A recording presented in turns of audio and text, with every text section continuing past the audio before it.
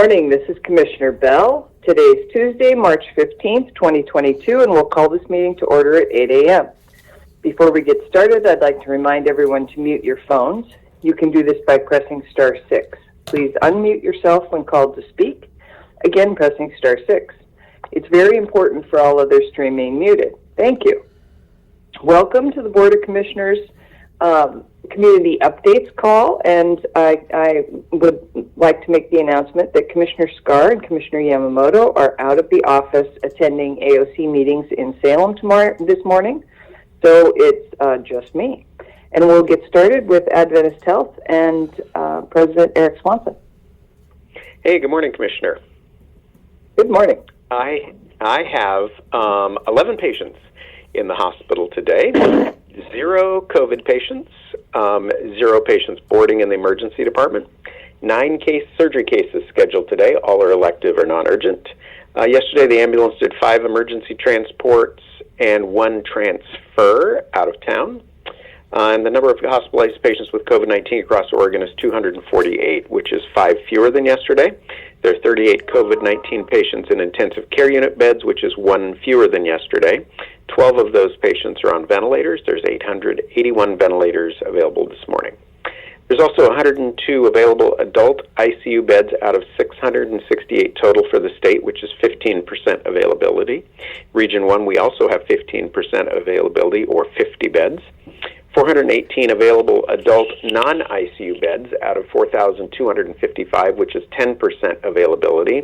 In the region, we have 124 adult non-ICU beds, or 6% availability.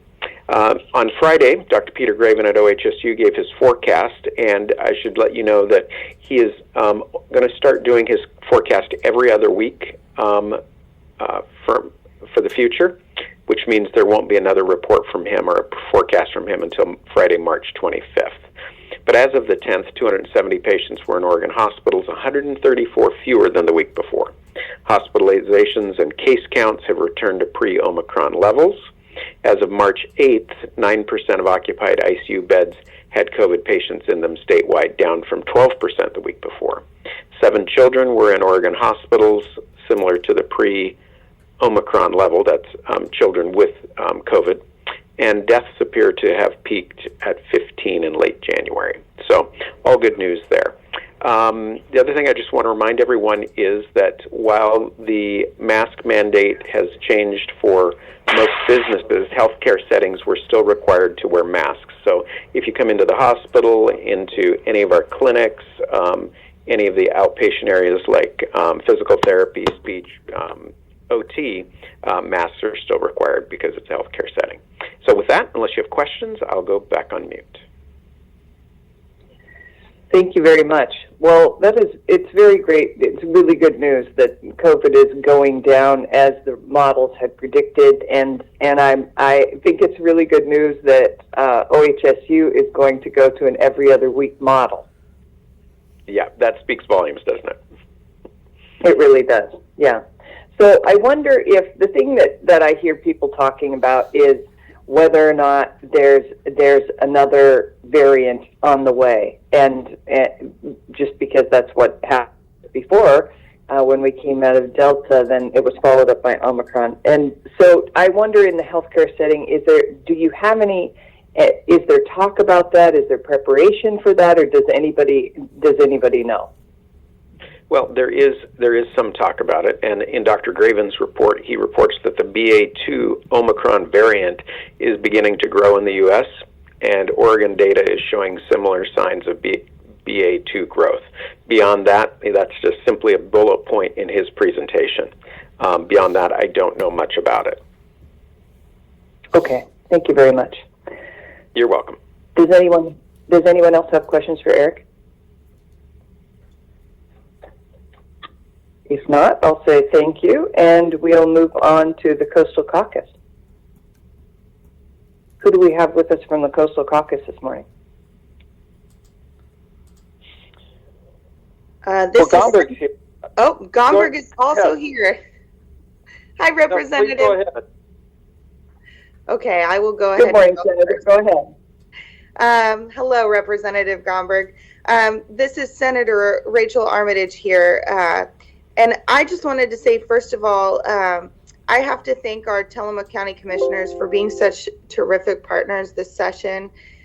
You all were so incredibly communicative and so responsive. I felt like we did a lot together. It was so terrific to work with you. I wanted to cover a couple of things on my end that I felt like we accomplished. And I know Representative Gomberg will have a few other updates. So first of all, I just wanted to mention that the Highway 6 bill passed.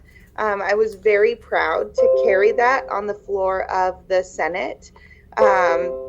And also congratulations to Representative Suzanne Weber, who did a lot of great work to get that bill through the House and to the Senate. House Bill 4092, the Broadband Advisory Council, passed.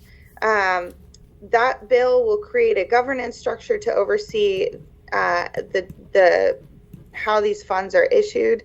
And I really want to work on making sure that this district's needs are represented within that body. We've gotten a tremendous amount of funding from the federal government, so we sort of need this body to be able to distribute it and make sure it goes where it needs to go. And I really think that the coast should be represented on that body, and we'll be working to make sure that that happens. I am so thrilled, and that we were able to meaningfully invest in childcare with HB 4005. But I worry that these investments will have limited potential if we do not reform our childcare business model in the state. I think excessive regulations disincentivize would-be providers from starting new businesses, and our overall supply suffers as a result. So I will be working with a bipartisan group of legislators, including our very own Senator Anderson, over the interim to address this issue. And finally, I was a proud chief sponsor of a statewide coordinated homeless response pilot, HB 4123, and I know Tillamook County is named specifically in that. And I just want to say I am so excited. That's such a promising piece of legislation. It is only the beginning, and I'm hoping we take what we learned from that and continue to invest in homelessness responses around the state. I also really want to continue to work throughout the interim to think on the issue of addressing housing supply and how we can meaningfully do that in the legislature in the long session. My email is sen.rachelarmitage@oregonlegislature.gov. And during the interim, I will be hosting town halls and touring the district. I really look forward to being in Tillamook very soon.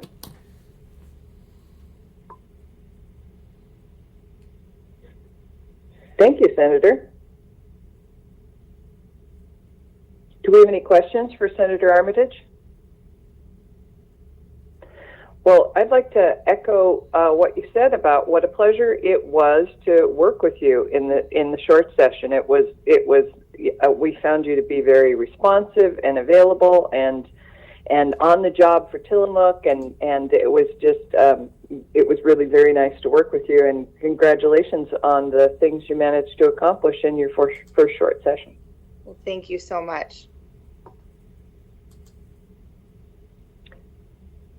Do we have Senator Anderson on the phone?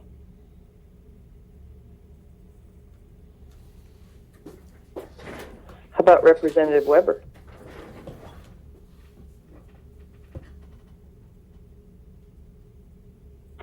All right, I believe we have Representative Gomberg.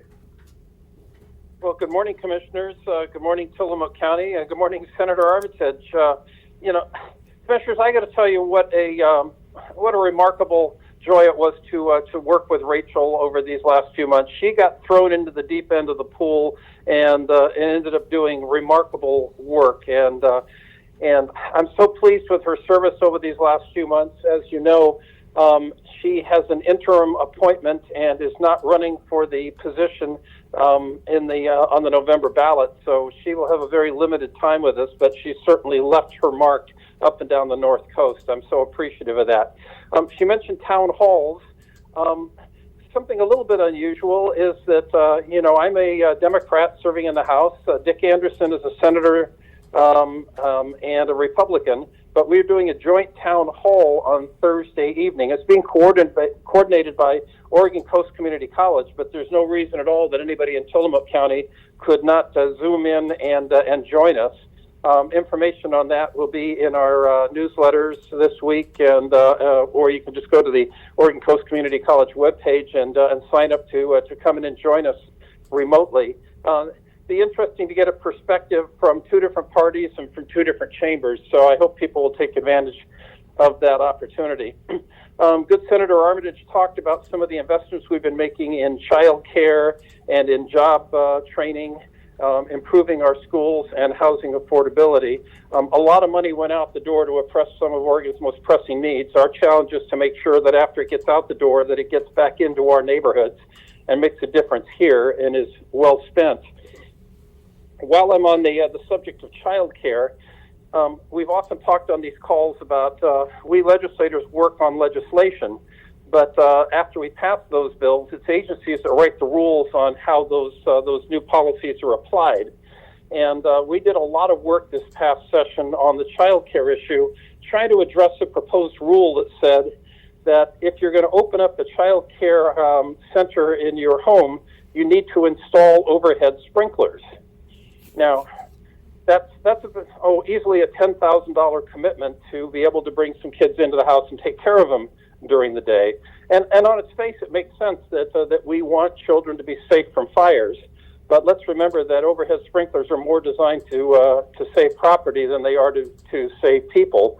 And we found that was creating a real disincentive to expanding one of our most critical needs on the coast, and that is affordable, available child care, so that people can get back to work rather than staying home to take care of the kids.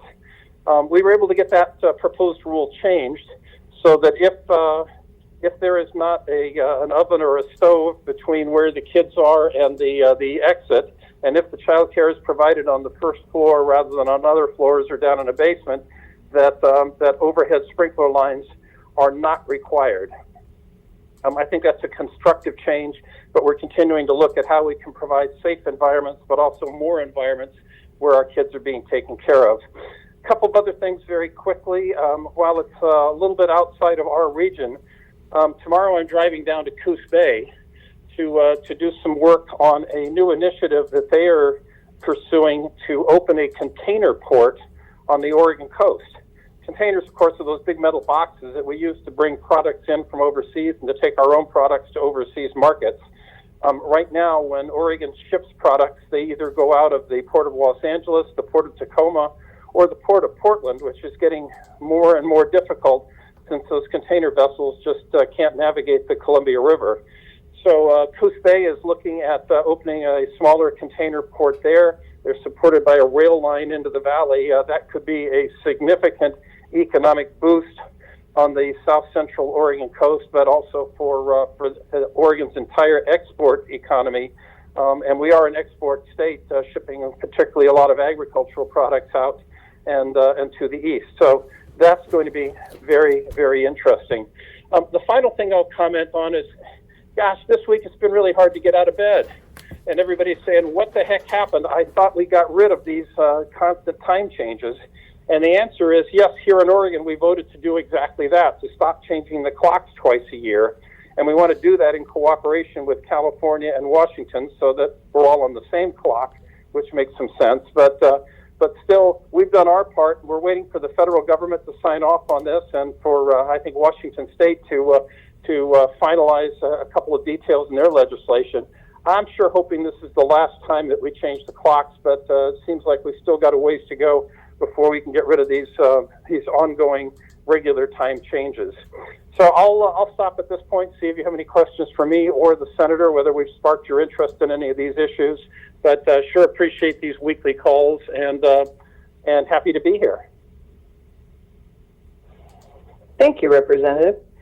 Do we have any questions for Representative Gomberg?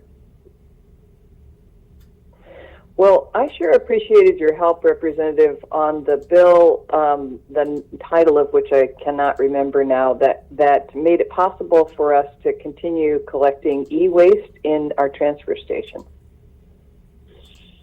Yes, that was that was something that popped up late in the session, and we actually had to take a couple of, do a little bit of procedural sleight of hand to add some language to a bill, because yes, we were looking at the potential that we would no longer have e-waste collection stations.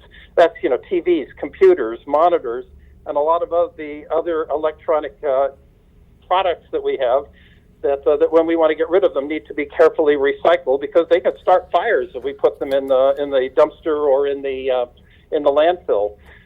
And without the legislation that allows these e-waste stations to continue, too much of this stuff was going to end up hidden in a garbage can or just dumped on the side of the road. In the final days of the session, we were able to bring legislation forward that keeps those stations operating in Tillamook and Lincoln County. Again, a little bit of legislative sleight of hand. That's good to have people that are paying attention to things and that know the process and are able to make those things work. We got it done for you, and I couldn't be happier.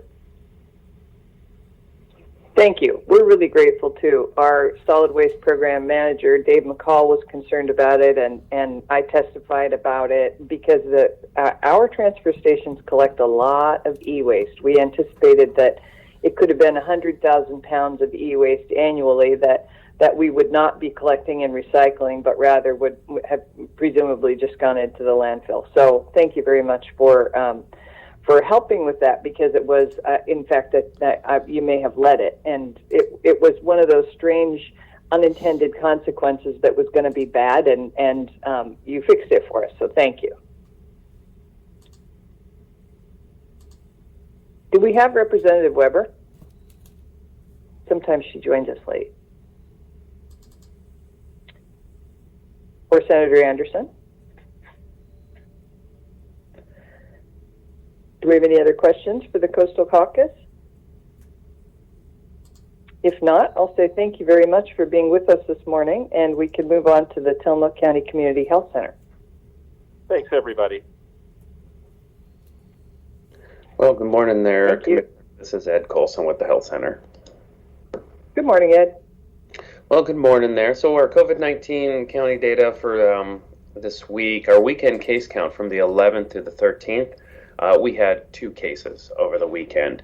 Our 7-day case count from March 6th to March 12th was 7. And then our 14-day case count from the 27th of February to March 12th was 21.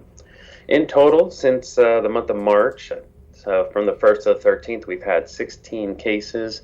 And then total cases to date from March 2020 to the 13th was 1,607, with in total 58 total COVID-19 related deaths.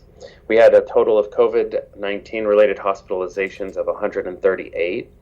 And then our outbreaks, we have 1 reported outbreak, 10 under monitoring, for a total of 11. Now for our 7-day test positivity rate from March 6th through the 12th, we're at 2.5%. As of March 12th, of those aged 18 years and older living in Tillamook County, 80.6% have initiated a COVID-19 vaccination and have received at least 1 dose.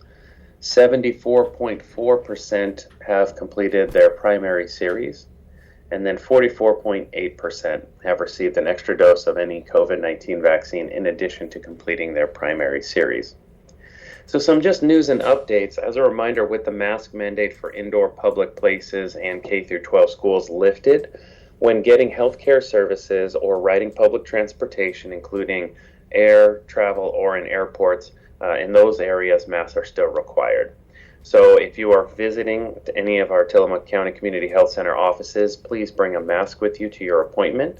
And to protect employees and visitors, everyone ages 5 and older is required to wear a mask or face covering in this healthcare setting. Children between 2 and 5 years of age are strongly encouraged to wear a mask or face covering. As of March 12, 2022, most people, including students and staff associated with K-12 and childcare settings who are exposed to COVID-19, also considered as a close contact, are no longer need to quarantine. However, close contacts should be aware of their potential to become infected, may wear a well-fitting mask, monitor for their symptoms, and limit unnecessary trips or interactions with others for 10 days following an exposure. Quarantining is still recommended in high-risk settings, which include healthcare settings, jails and prisons, and shelters. People who test positive for COVID-19 or who have symptoms should continue to isolate and stay home for 5 days, and then wear a mask for an additional 5 days when they are around other people. Schools will continue to exclude students from school for 5 days if they have symptoms or a known case of COVID-19. Then on Friday, March 11th, Oregon released the Resilience and Support of Equity, RISE plan, which details 5 main goals for supporting people in Oregon through the ongoing but no longer crisis level pandemic. Those goals outline how Oregon will protect, support, and work with communities that have been most affected by the pandemic, which includes tribal communities, people of color, people with disabilities, and older adults. To learn more about this plan and see the plan itself, please visit OHA's COVID-19 information page. For testing and vaccination, COVID-19 testing and vaccines do remain available for most healthcare offices in Tillamook County, which includes our main clinic on 801 Pacific Avenue in Tillamook. Now, appointments are required for both testing and vaccination, so please give us a call at 503-842-3900 to schedule. Now, while COVID-19 vaccines are the best method of prevention, reducing disease spread and disease severity, if you do have a positive test, there are safe and early treatment options available that include antiviral oral medication. Some of these treatment options do need to be started as early as 5 days from your positive test. So please contact your healthcare provider as soon as possible for treatment options. If you don't have a healthcare provider, you can contact Adventist Pharmacy. Their phone number is 503-815-2341 to speak to a pharmacist and consider establishing care with a healthcare provider as soon as possible. On our website, tillamookchc.org, is information on COVID-19 testing, treatment, care, and vaccine information. Or if you want, you can call 211 as well. If you want to speak to one of our public health nurses, our phone number is 503-842-3940, and they can help with any COVID-19 related questions or needing additional support. And we'll return those calls within 24 hours. And that's our update for the health center. Thank you, Ed. Do we have any questions for Ed?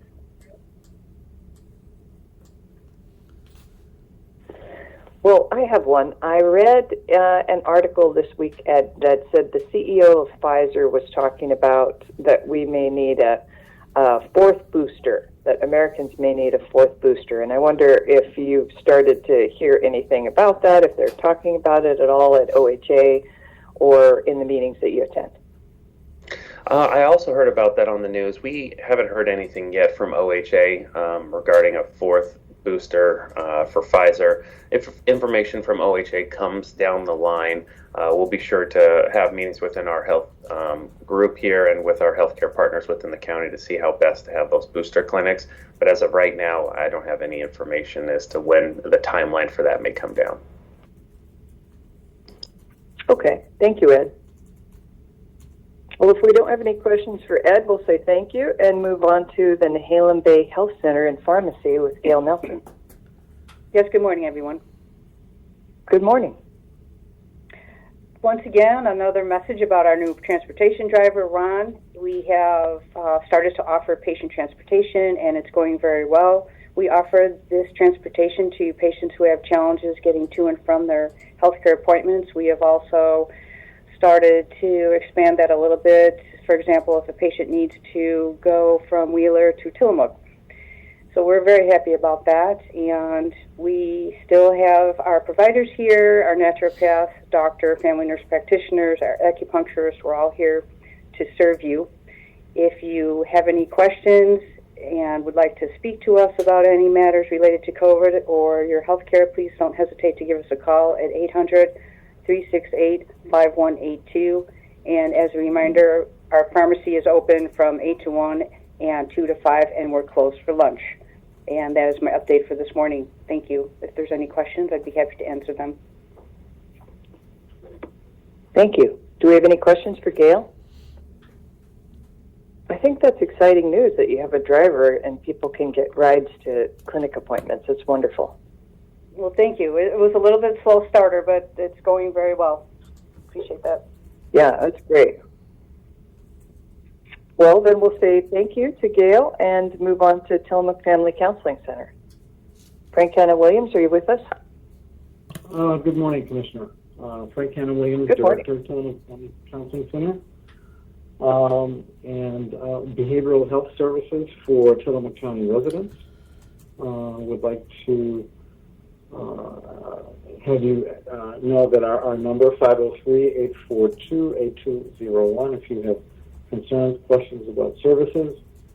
Would also like to say that March is Problem Gambling Awareness Month, and just to take a second here, problem gambling affects partners, children, parents, friends, and employers of the gambler.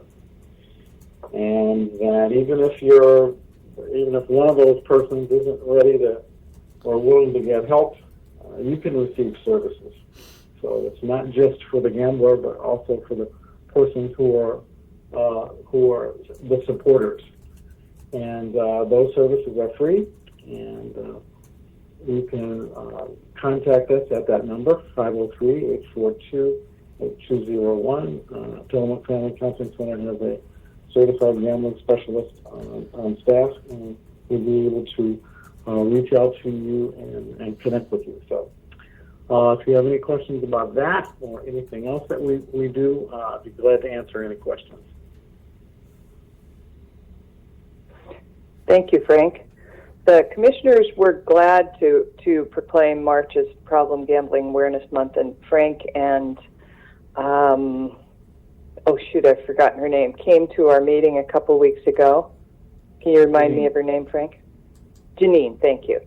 And we have had a chance to talk about problem gambling a little bit, and I just really encourage anyone who's listening who may be having problems with gambling, or someone you love is having problems with gambling, to reach out to Tillamook Family Counseling Center and find out what resources are available to you, because it's a very serious problem, and it's kind of hidden. It's not everyone who gambles has a problem, but some people who gamble have a serious problem, and it has a tremendous destructive effect in their lives, but it's kind of hidden because it isn't it isn't induced by alcohol, drugs. It's induced by the behavior of gambling, and so it's there shouldn't be any shame in it. If people have trouble with it, there's help for it, and I really encourage people to reach out if they have questions. So, do we have any further questions for Frank? If not, let's move on to the Sheriff's Office. Do we have Sheriff Brown this morning? Good morning, Commissioner. I am here. Good morning. Good morning. If you follow my Facebook page or our Facebook page, a release was put out about an incident that happened in early March.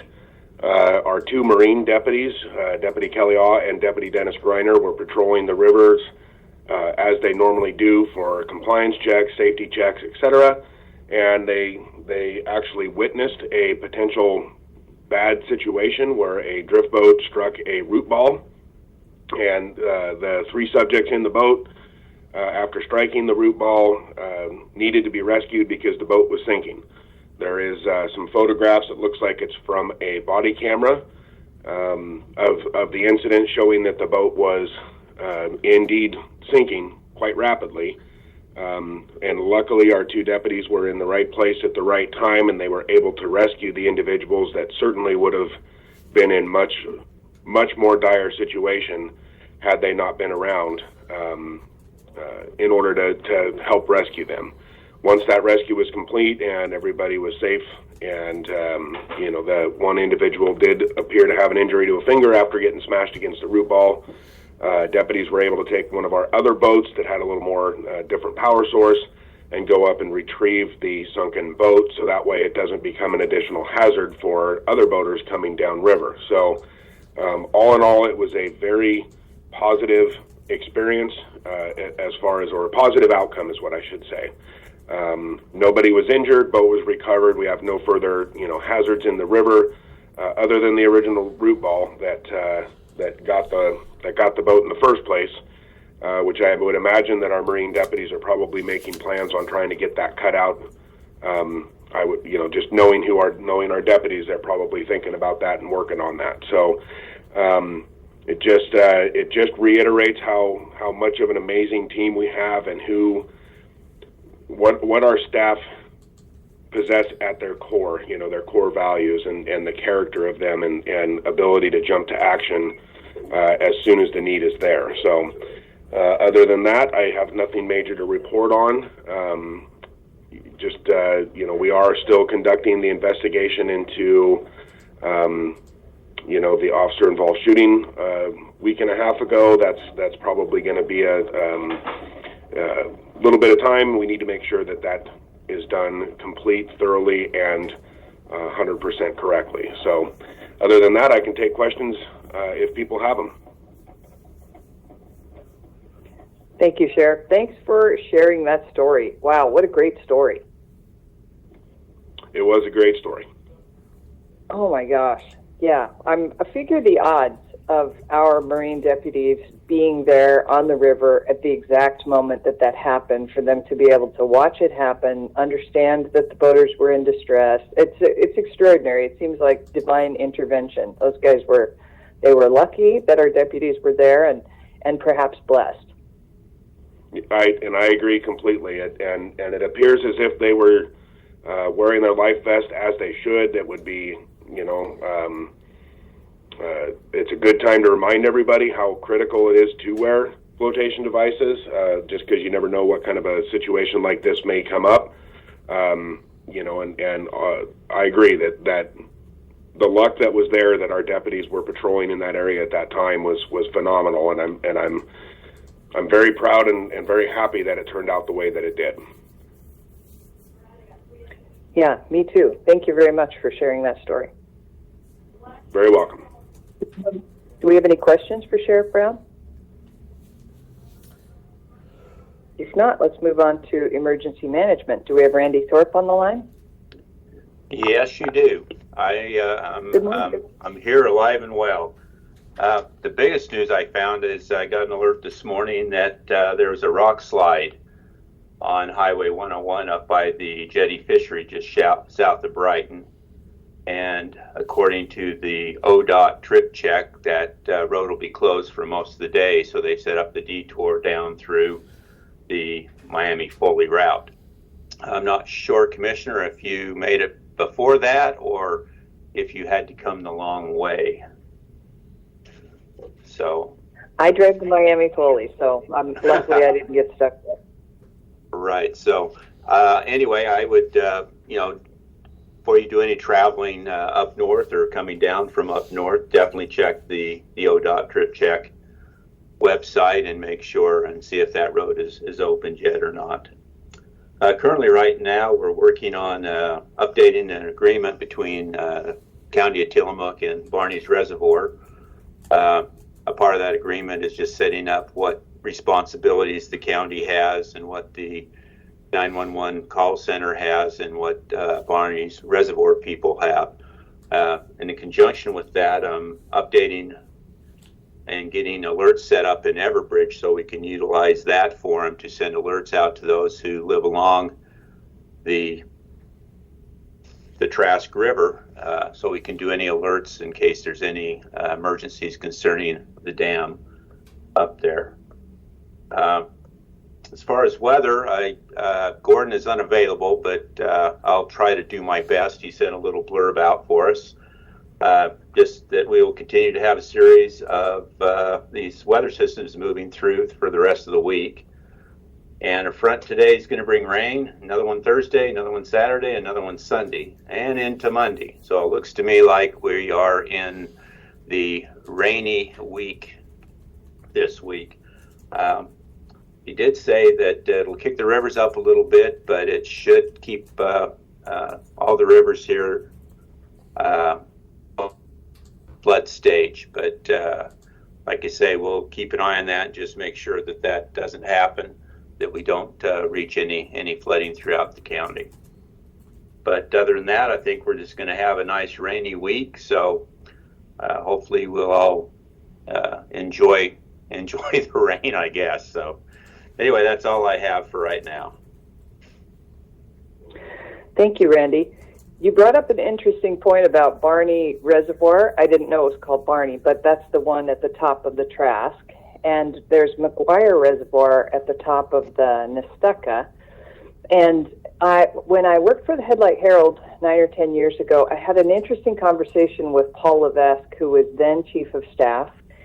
And he told me, I asked him, what are some things that concern you? And he said one day, it concerns me that there are two giant water canyons pointed at Tillamook County. And he was talking about if there was a failure in either of those reservoirs, the flooding would go to the west. So if there was a failure in Barney, the one you're talking about, the flooding would come down the Trask.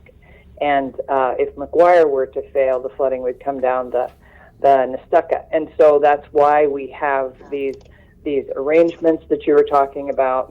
That's why there are still siren systems along those rivers. But I think the McGuire Reservoir did fail. It may have been in 1963 in earthquake, and the Nestucca did flood. So there is some history of that. But since then, it's been rebuilt and shored up, and I know that our emergency management system stays on top of that to make sure that those systems are safe for our citizens.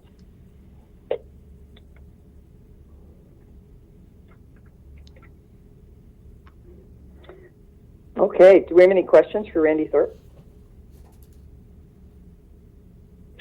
If not, I will give a brief report on something that's interesting that's going on in the courthouse is that we are creating a new space for Courtroom 108, and this is something I'm proud of because it's been an outstanding problem for a really long time. I'm not sure how long, far longer than I've been in office, maybe 20 years, a long time. The truth is that the courthouse just isn't big enough for everything we need to do there to conduct all our business. It just isn't big enough. And so Courtroom 108 is small and not adequate and not safe for the functions the court functions that happen there. So the county has been trying to figure out what to do about that situation for a long time. And at one point, there was, I know former Senator Johnson worked really hard to get matching state funds for us to build a new justice facility, and we got the matching funds, but then Tillamook County didn't have their share of matching funds, and so that project was tabled. And people have been looking at this and talking about it and working on it for a long time. So I'm now the liaison to Circuit Court, and in the last year, Judge Hill and I worked together pretty closely on this issue, and it's exacerbated now by COVID because there's a backlog of jury trials. And so with Rachel Haggerty's help, she's our chief of staff, we've come up with a solution that's essentially for the commissioners to swap our meeting room for Courtroom 108. And so that is underway now. And I don't know the exact date because there are some timing issues with construction and materials, et cetera. But it has begun preparing our meeting room, the commissioner's meeting room upstairs, to become Courtroom 108. And then there will be some minor remodeling downstairs in Courtroom 108, and that will become our meeting room. There's also another meeting room in the basement that we're going to expand, push out a back wall, and make that into a larger meeting room that can be used for county staff, community meetings, jury space, etc. So those are really positive changes that I'm proud of because it's one of those problems that has been kicked down the road for 20 years, and we're going to solve it. We're going to solve it this year, and so that. It may be in the near future when you come to a commissioners meeting, we will be on the main floor in 108, and we'll announce, of course, when that's going to happen. So with that, I will move on to the cities. Do we have Mike Scott from the city of Manzanita? Yeah, good morning. I don't have anything to report today, thanks. Good morning. Thank you. How about Melissa Thompson-Kiefer from Nehalem?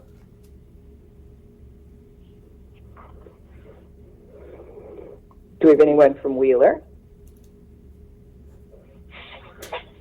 Rockaway Beach. City of Garibaldi. Good morning, Mayor Kim Hall. Good morning, Mayor. Yes, I'd like to report that the Lions Club's Garibaldi crab races this past weekend was very successful, with more than 650 race fans on this Saturday alone. On Saturday, the Lions Club raised more than $14,000 on that Saturday, and the money will be used, as I hope folks know, for a very worthy cause for providing hearing aids and glasses for low income and seniors. We were fortunate enough to have the Oregonian and Oregon Public Broadcast, OPB, was there, and they are planning to feature the crab races on future programs. So I'd like to thank the community for showing up for what turned out to be a very exciting, family-friendly event. So we're looking forward to next year. Thank you. Oh, thank you, Mayor, for that report. I saw some of those pictures. I believe Samantha Swindler, who used to work for the Headlight Herald, she now works for the Oregonian. I saw that she posted some of those crab race pictures, and I'm sorry I missed the crab races. I have done that before when my son was young. I've taken him to that event, and it's just so much fun. So I'm really glad that you were able to get the crab races going again, and $14,000 is a terrific fundraiser. Congratulations. Yeah, well, Councilor Judy Riggs did an amazing job in organizing this event, and I know of Samantha, who I asked to come down and cover the event, and she basically said it was a gas, and she had a great time herself, and even got a T-shirt. That's great. Thank you. Bye now. Bye-bye. Do we have Mayor McCall from Bay City?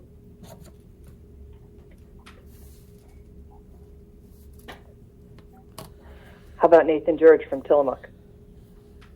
Good morning, Commissioner. How are you? Good morning. I'm well, thank you. How are you? Good, thank you. In keeping with the spirit of our shorter meeting today, I have less announcements. This week, the primary project that will impact the public is the sewer main project on the 500 block of Grove Avenue. City Public Works Department has begun work last week in this area. The area is the dead-end road section of Grove Avenue on the south side of 5th Street. As this is an ongoing project for the next couple of weeks, we want to continue to remind everyone that access will be limited for vehicle traffic.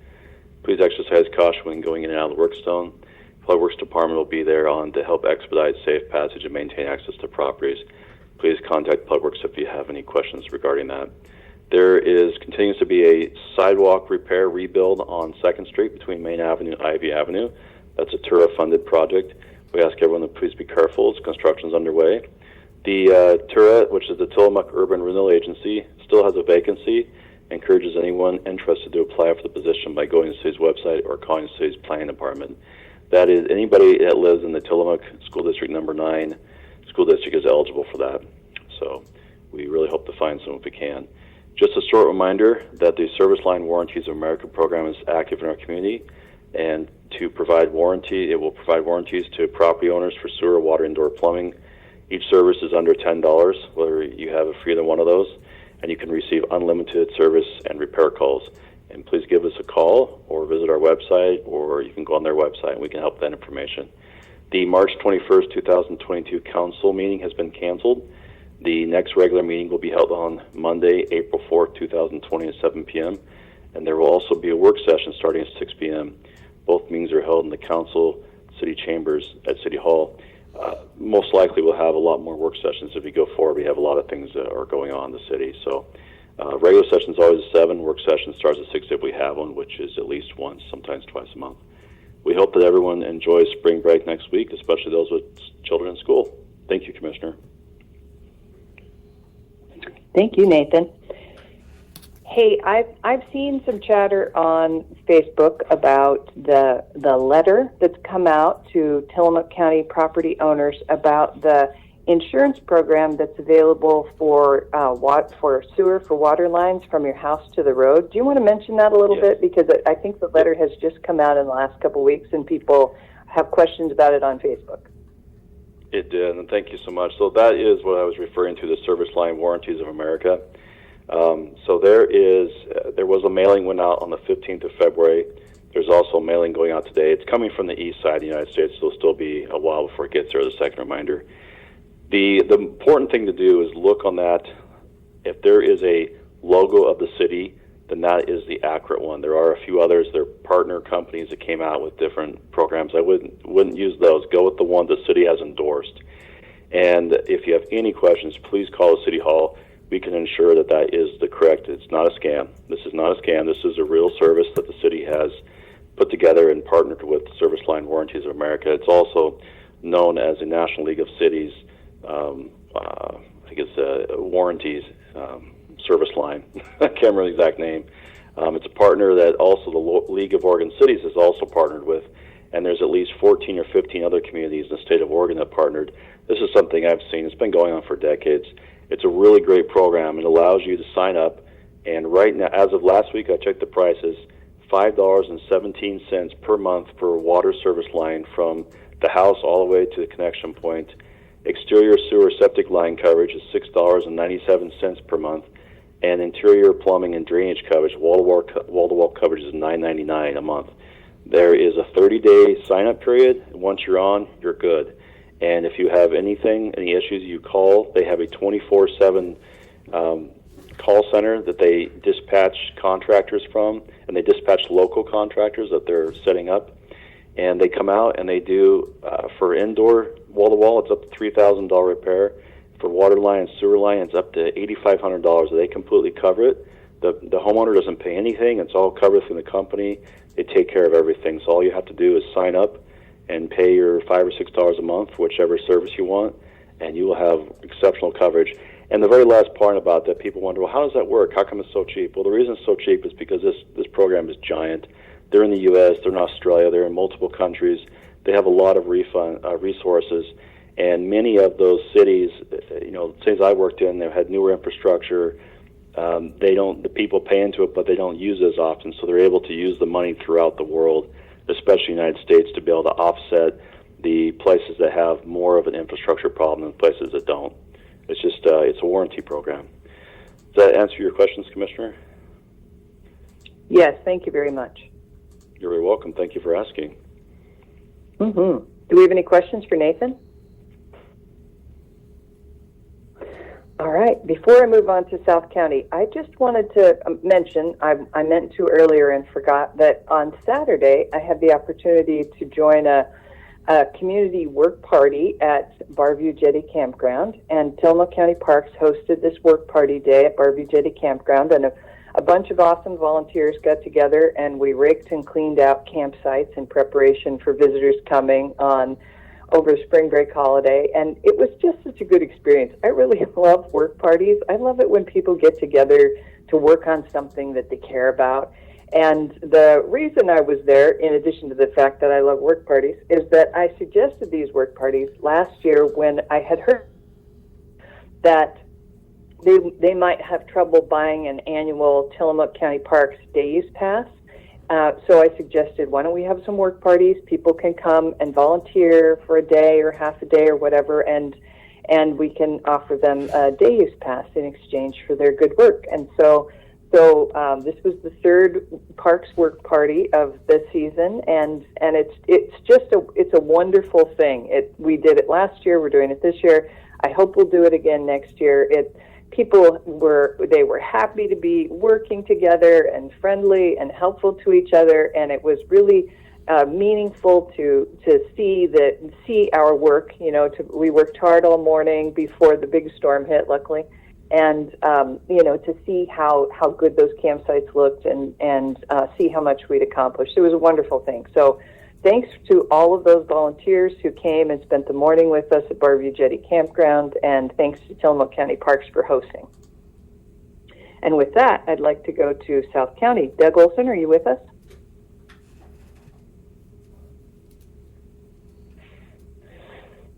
He may not be. It's possible that he's not, because I believe Doug and Patty have been in Arizona. They had hoped to go to spring break training camp and see some games, so maybe they're still there. So last call for South County? Well, in that case, I would like to say thank you very much to KTIL for broadcasting this call. Thanks to everyone for participating, and thanks to everyone for listening. This meeting is adjourned at 8:50 a.m.